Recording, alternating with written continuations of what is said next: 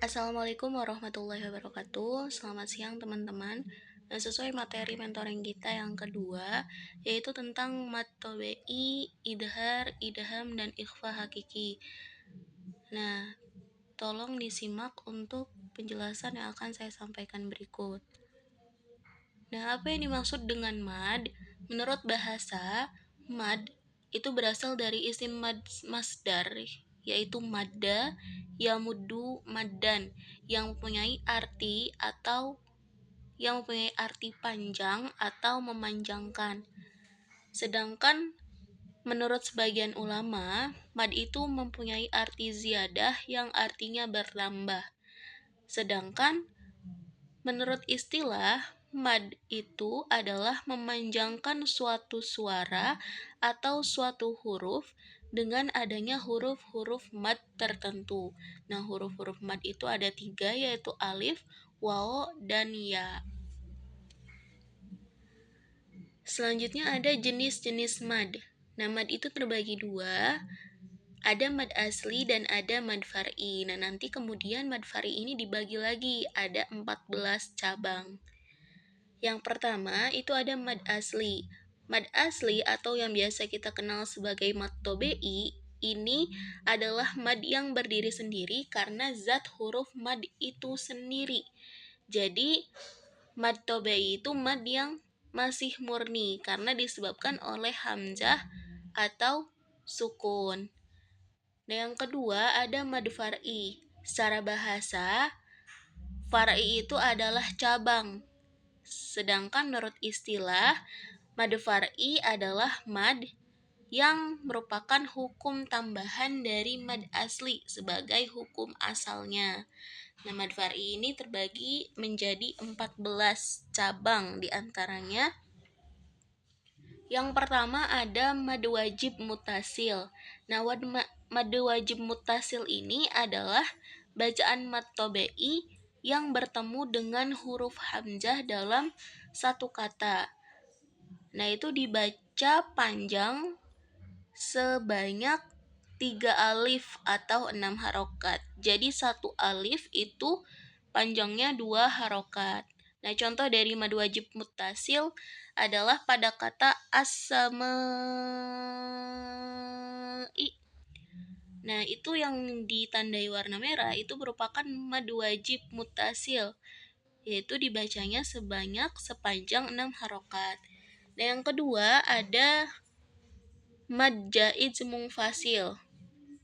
Mad jaiz munfasil ini adalah bacaan mad tobe'i yang bertemu dengan huruf hamzah tetapi tidak dalam satu kata. Jadi merupakan kebalikan dari mad wajib mutasil. Kalau mad wajib itu dalam satu kata, kalau mad jaiz itu tidak dalam satu kata. Nah, contohnya ada di Quran surat Al-Kautsar ayat pertama. Nah, itu dibacanya sepanjang 5 harokat atau 2,5 alif. Inna a'toinaka.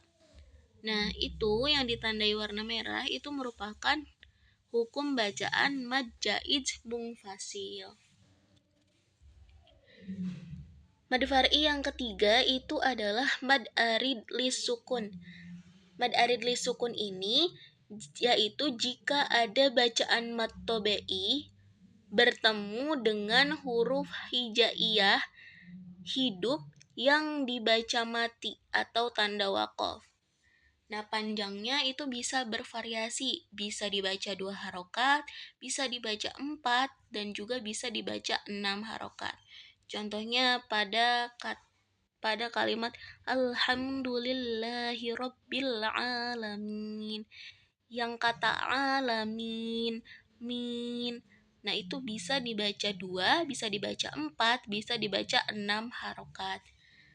Nah, selanjutnya yang keempat ada mad iwad. Nah, mad iwad ini adalah apabila ada huruf hijaiyah yang berharokat fathah tanwin yang dibacanya waqaf karena berada di akhir kalimat.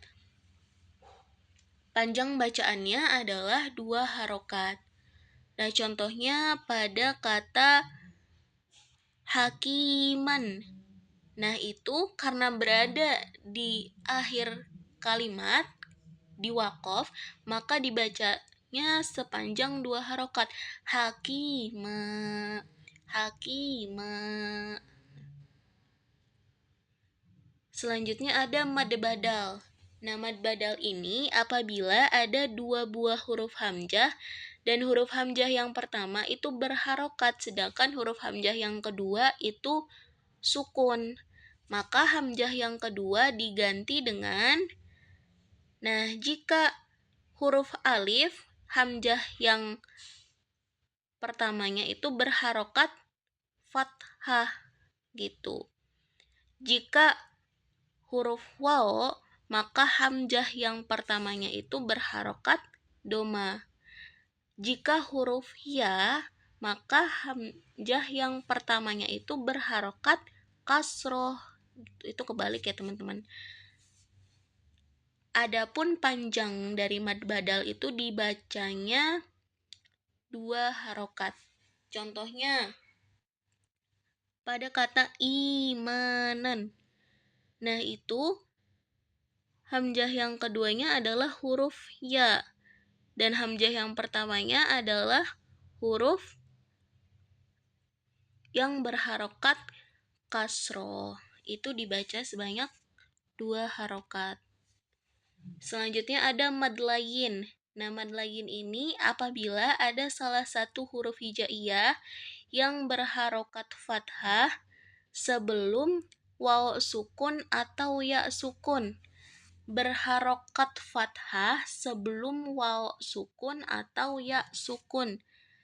Contohnya pada kata khauf.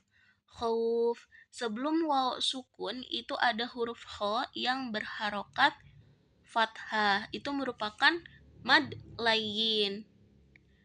Nah, ada juga al-bait. Nah, itu sebelum ya sukun ada ba, huruf ba yang berharokat fathah. Itu dibacanya sepanjang 2 harokat.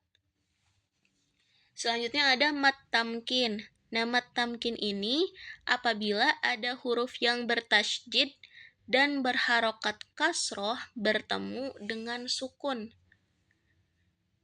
Panjang bacaannya yaitu 2 harokat.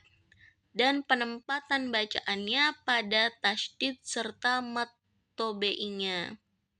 Berarti pada kata huyitum. Huyitum. Nah, pada ya ini, ya yang bergandengan, berdekatan itu yang merupakan mad tamkinnya itu dibaca 2 harokat. Huyitum. Selanjutnya ada mad lazim musaqal harfi. Nah, biasanya mad lazim musaqal harfi ini ada dalam permulaan surat di Al-Qur'an. Contoh-contoh hurufnya bisa nun, bisa qaf, shad, ain, lam, ya, kaf, dan mim. Adapun panjang bacaannya itu dibaca 6 harokat atau 3 alif. Contohnya dalam surat pertama,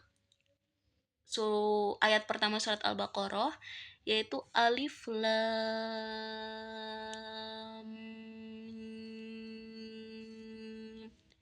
Nah, itu la dan mimnya itu dibacanya 6 harokat. Itu merupakan mad lazim musaqal harfi. Selanjutnya ada mad lazim mukhaffaf harfi. Mad lazim mukhaffaf harfi ini adalah permulaan surat dalam Al-Qur'an yang terdapat 1 atau lebih dari huruf. Adapun panjang bacaannya yaitu 2 harokat. Nah, contohnya pada kata yasin. Nah, huruf ya sebelum huruf sa itu kan ya-nya harokatnya berdiri ya. Itu merupakan mad lazim mukhaffaf harfi. Dibaca panjang sebanyak 2 harokat. Selanjutnya ada mad lazim musaqal kalimi.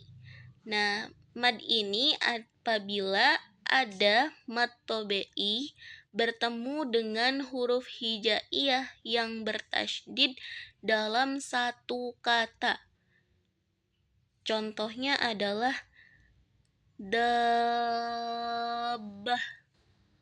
Nah, itu merupakan mad lazim mutsaqal kalimi.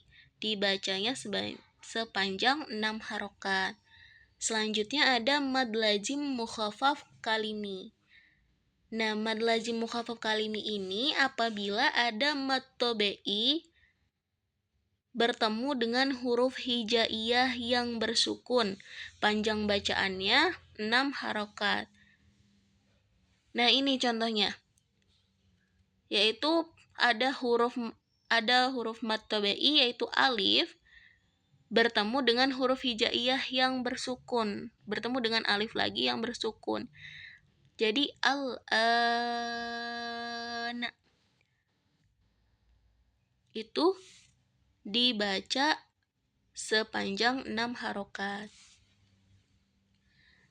Lalu ada juga mad silah qasiroh. Nah, ini terjadi apabila ada kata ganti ha domir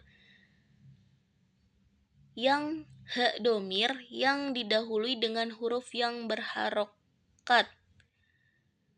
Ha domir itu haknya yang biasa bentuknya bulat ya. Nah, panjangnya ini yaitu sepanjang 2 harokat. Contohnya itu lahu. Nah, itu berbentuk domah yang terbalik. Itu dibaca 2 harokat.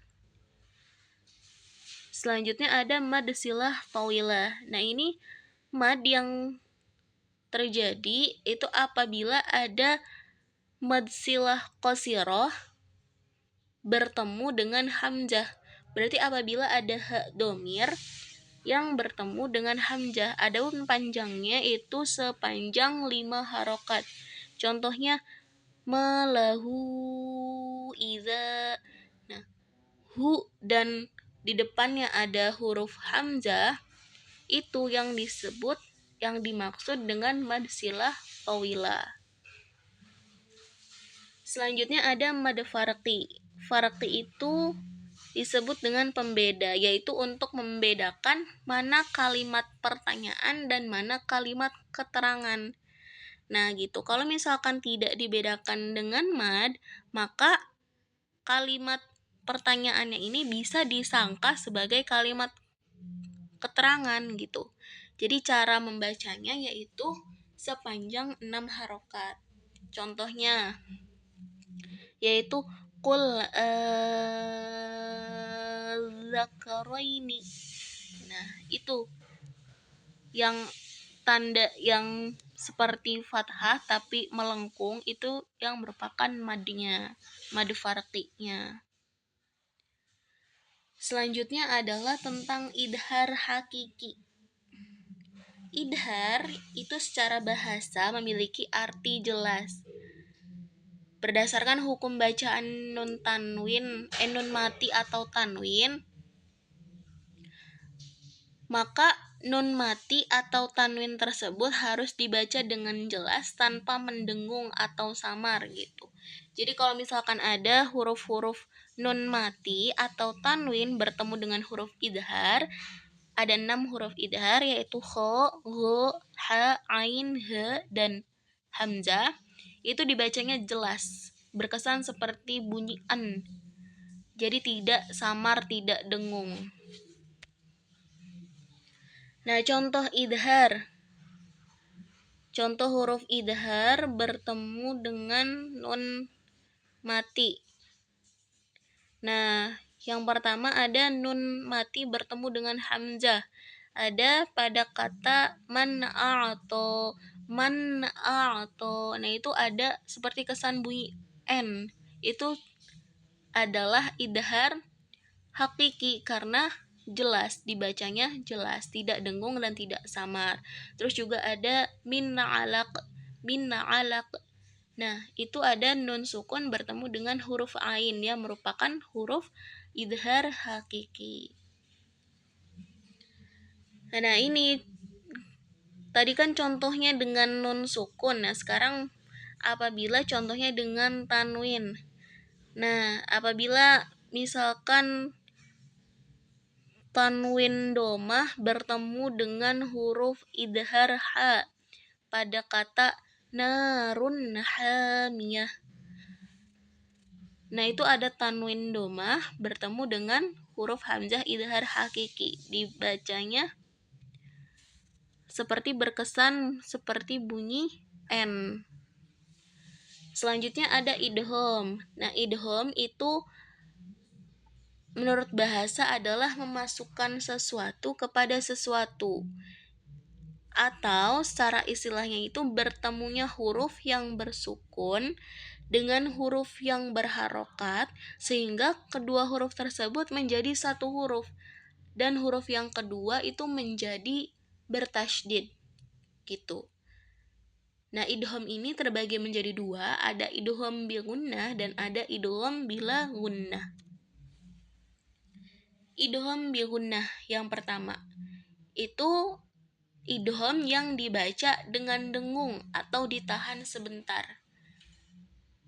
Contoh huruf idgham bi gunnah berkumpul pada kata yanmu, yaitu ya, nun, mim, dan waw.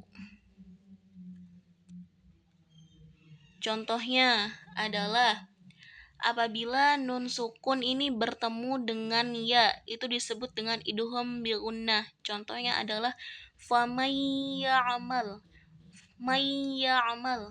Nah, itu merupakan contoh idgham bi gunnahnya. Selanjutnya ada apabila nun sukun bertemu dengan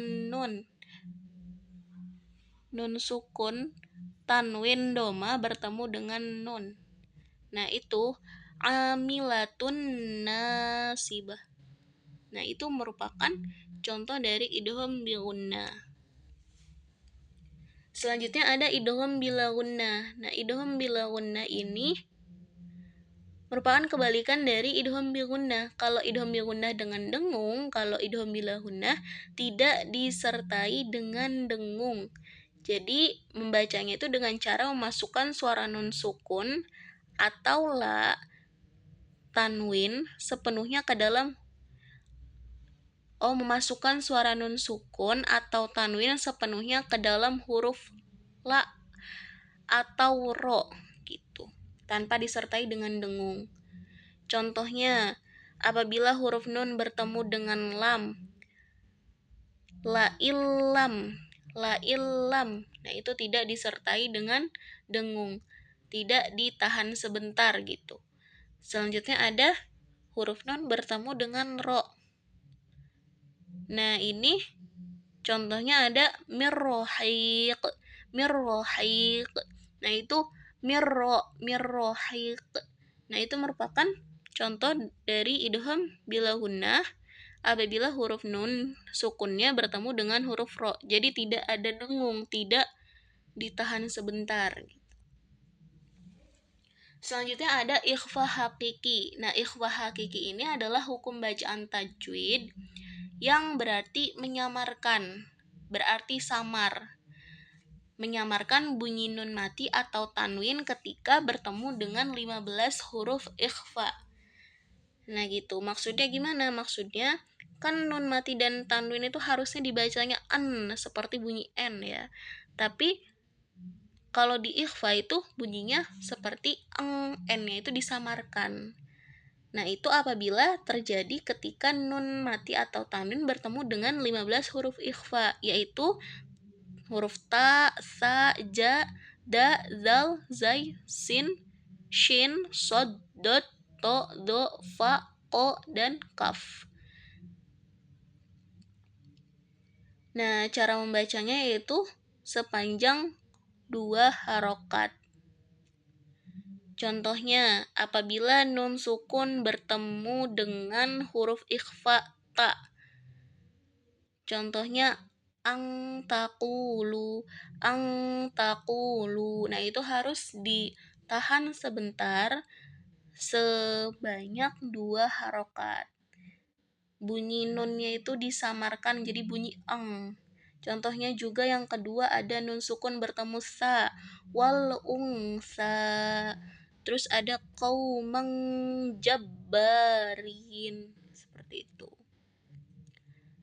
Nah, sekian saja penjelasan tentang materi mentoring kali ini. Semoga bermanfaat dan semoga dapat disimak dengan baik.